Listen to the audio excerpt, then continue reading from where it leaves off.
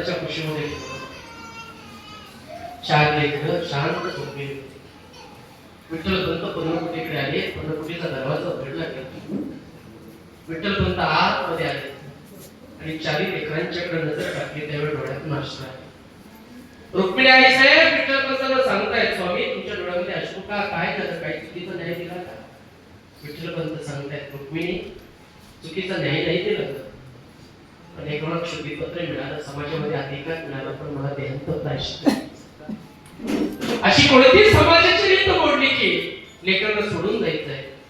ऐका, रुक्मिणी आई साहेब विठ्ठलपंतांना म्हणते, स्वामी तुम्ही जर निघून चालला आणि तुम्ही जर देहाचं प्रायश्चित्त घेत असाल तर मी पाठीमागून राहून काय करू? मी तुमच्या बरोबर येईल.